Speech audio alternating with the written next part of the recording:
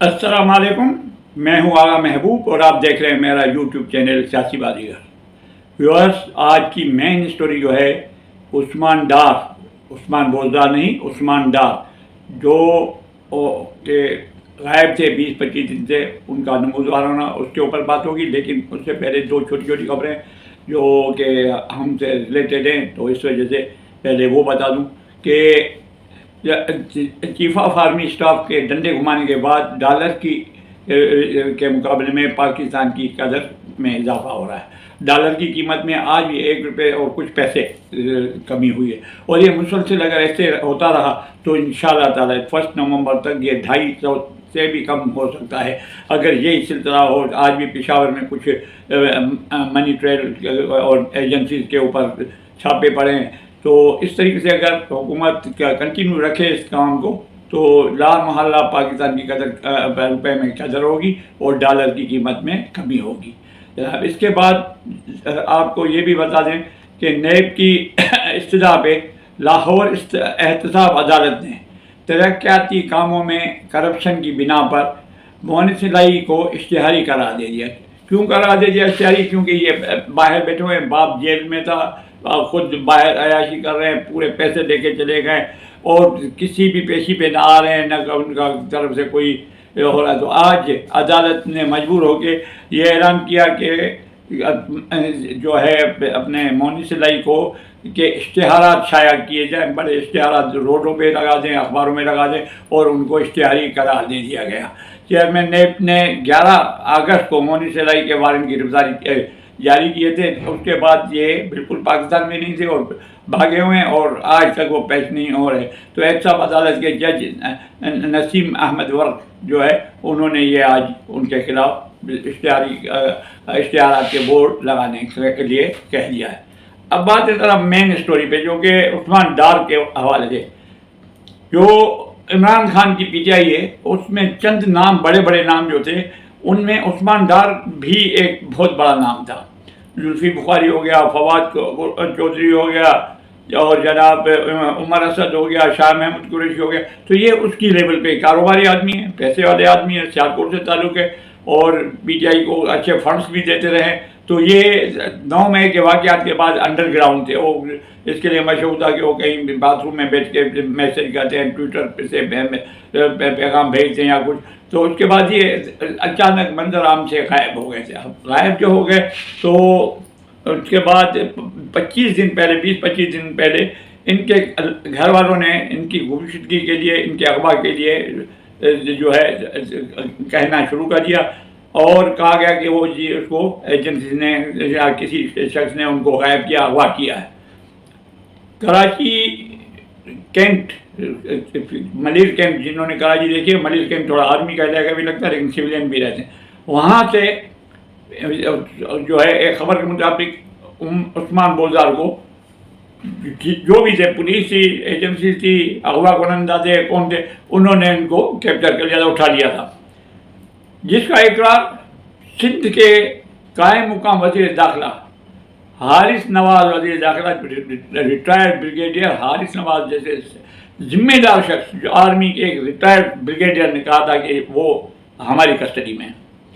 जिसके बाद इनके लवाहिकीन जो थे, वालदा या भाई या दूसरे, वो चले गए सिंध हाई कोर्ट में जाके अप्लीकेशन दी बाजियाबी के लिए।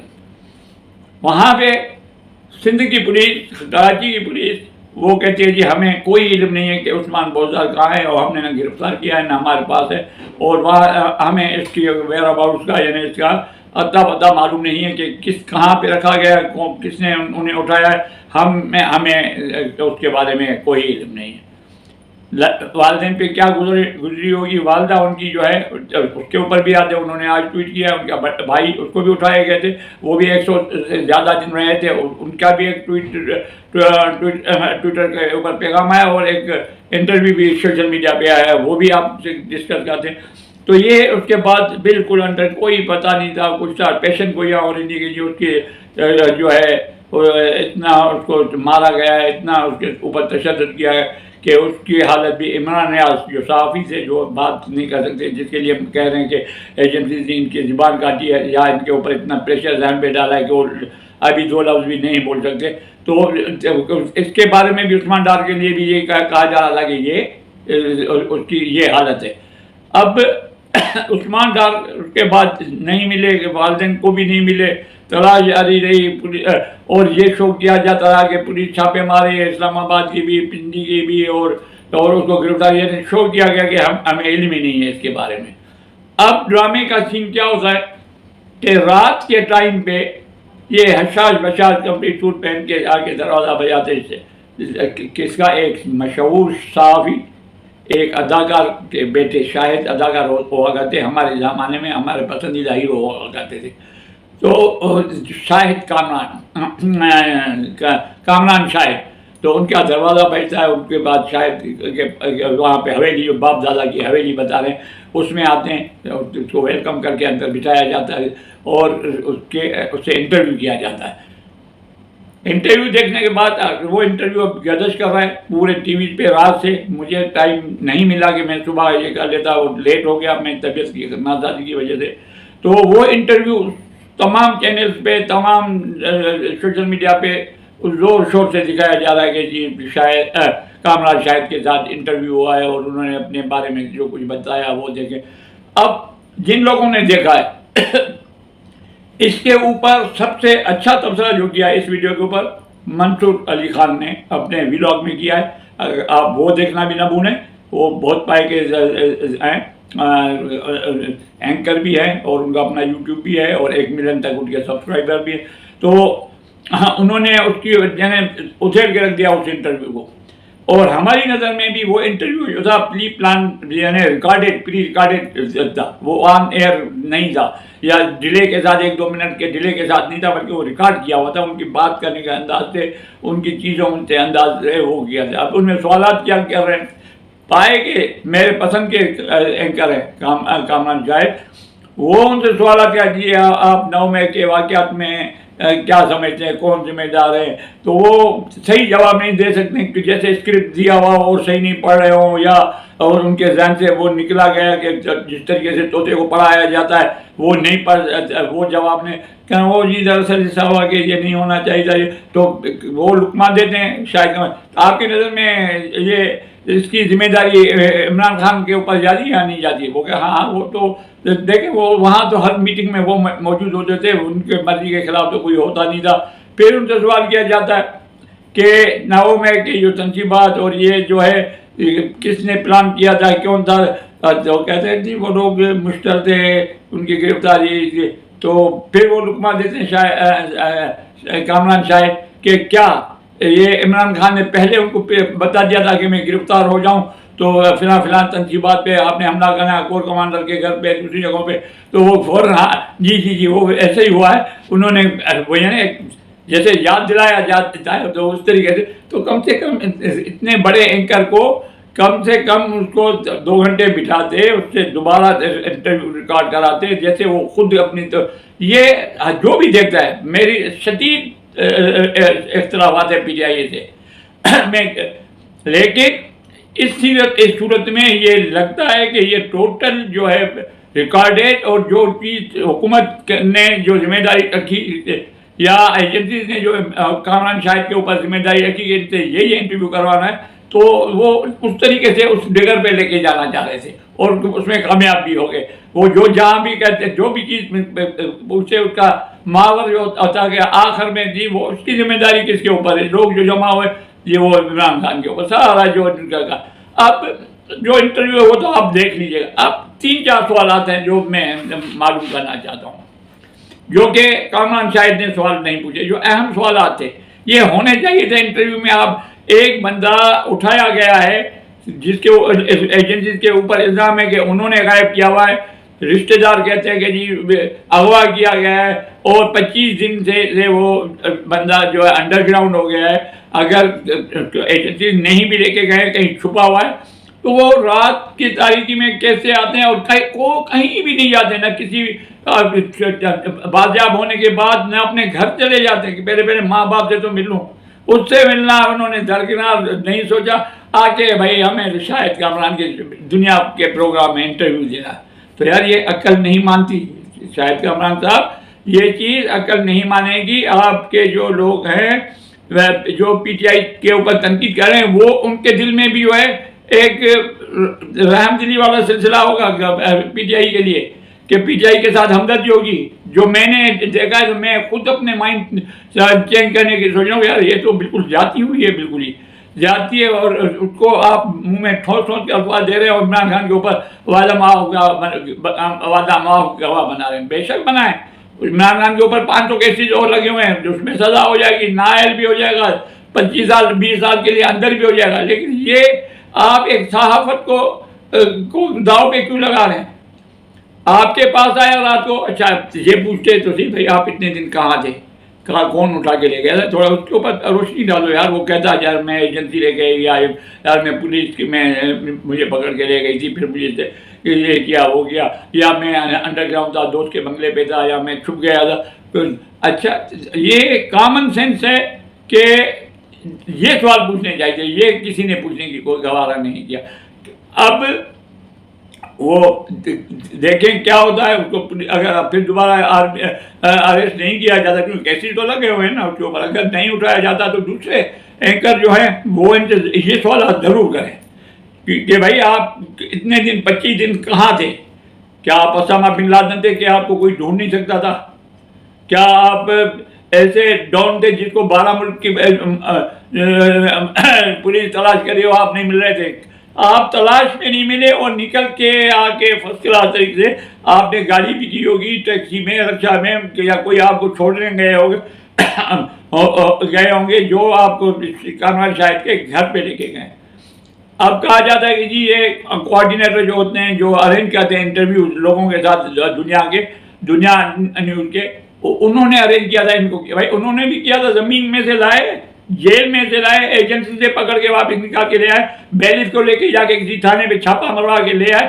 کس طریقے سے کہاں سے لایا, یہ سوال تو بتاؤ کہ آیا کہاں سے اور یہاں کیوں آیا؟ صرف جاتا اپنے گھر پہ, پہلے والدہ کے قدم چھوتا, اس کے بعد نمودار ہوتا, آتا سرنڈر کرتا, آرمی میں کرتا, پولیس میں کرتا, جہاں کے مقدمے میں لگا, یا آ جاتا کامران شاہد میں پلیز پہلے مجھے آپ سے بہت محبت ہے, آپ سے انٹرویو کرنا چاہتا ہوں, آپ میرا انٹرویو کریں. تو یہ طریقہ تو مانا جا سکتا ہے. لیکن ایک بندہ 25 دن سے غائب ہے جس کے اوپر الزام ہے کہ اس کو ایجنسیوں نے غائب کر دیا, جس کو اخبارکاروں نے غائب کر دیا یا پولیس نے غائب کر دیا, تو اس کا نمودار ہونا, آنا, اور ایک گھر پہ ٹی وی اسٹیشن پہ نہیں گئے, انٹرویوز ہوتے ہیں یا تو ٹی وی سیٹ پہ چلے جاتے ہیں وہاں کرتے ہیں, یا پھر کنٹیکٹ کرتے ہیں کہ بھائی جو اینکر ہوتے ہیں کہ فلاں صاحب آپ سے میں انٹرویو کرنا چاہ رہا ہوں, تو ان کے گھر پہ کیمرہ اور یہ وہ سارے لوازمات بھیج دیے جاتے ہیں, وہاں پہ بیٹھ کے وہ